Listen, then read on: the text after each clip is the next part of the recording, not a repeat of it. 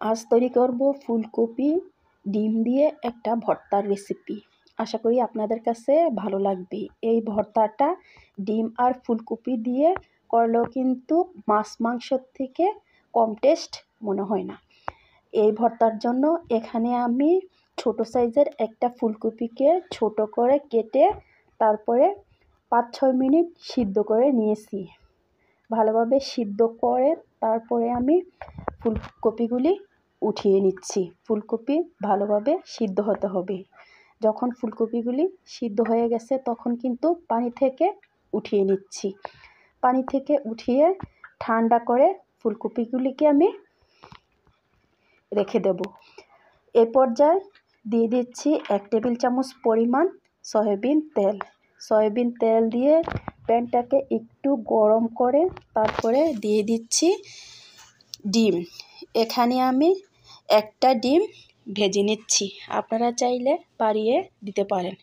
একটা ডিম আমি ভেজে নিচ্ছি, তারপরে ডিমটাকে একটু ঝুরি করে নিয়েছি। তো ডিমগুলি ভেজে এক সাইডে রেখে দিচ্ছি। ডিম ভেজে আবারও দিয়ে দিচ্ছি সামান্য একটু সয়াবিন তেল দিয়ে দিচ্ছি কিছু শুকনো মরিচ। শুকনো মরিচটাকে ভেজে নেব। মরিচটা ভাজা হয়ে গেলে মরিচটা উঠিয়ে নিচ্ছি। মরিচ উঠিয়ে এই প্যানে দিয়ে দিচ্ছি মিডিয়াম সাইজের একটা টমেটো ছোট করে কেটে। টমেটোকেও আমি ভেজে নেব যতক্ষণ পর্যন্ত টমেটোটা একটু সিদ্ধ হয়ে না যায়। টমেটোটা যেমন কিছুক্ষণ ভাজার পরে একটু সিদ্ধ হয়ে যাবে তখন কিন্তু দিয়ে দেব সামান্য পরিমাণ সয়াবিন তেল দিয়ে আবারও দিয়ে দিচ্ছি বড় সাইজের একটা পেঁয়াজ। পেঁয়াজটাকে একটু কুচি করে তারপরে ভেজে নিচ্ছি।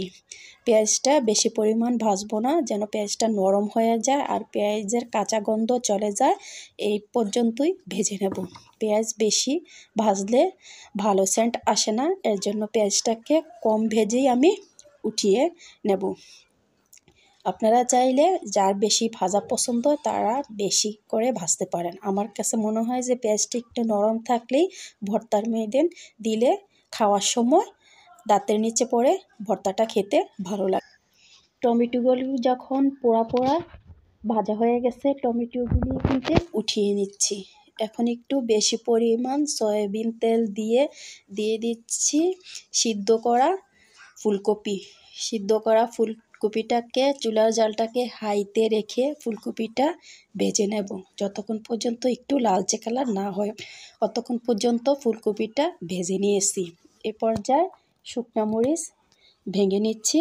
শুকনো মরিচটা ভেঙে তারপরে মিক্স করে নিচ্ছি।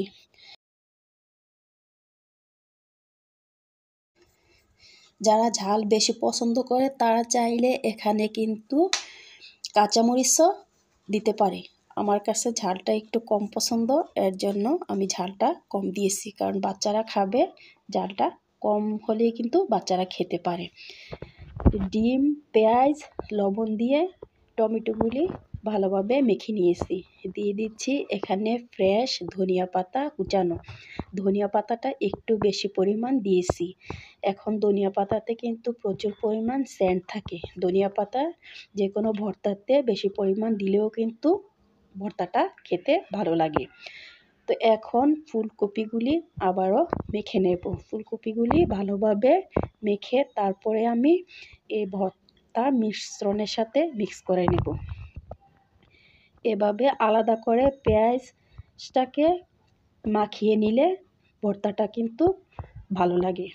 তো এখন পেঁয়াজ মরিচ একসঙ্গে আবারও দিয়ে দিচ্ছি ফুলকপি। যদি আমার ভিডিও ভালো লাগে প্লিজ লাইক করবেন, কমেন্ট করবেন, শেয়ার করবেন। যারা ফেসবুক থেকে দেখছেন তারা চাইলে আমার ফেসবুক পেজটাকে ফলো দিয়ে রাখতে পারেন, আর যারা ইউটিউব থেকে দেখছেন তারা চাইলে আমার চ্যানেলটাকে সাবস্ক্রাইব করে রাখতে পারেন। সাবস্ক্রাইব করে অল নোটিফিকেশান ক্লিক করে রাখবেন, যেন আমি ভিডিও ছাড়লে আপনার কাছে নোটিফিকেশান আকারে পৌঁছে যায়।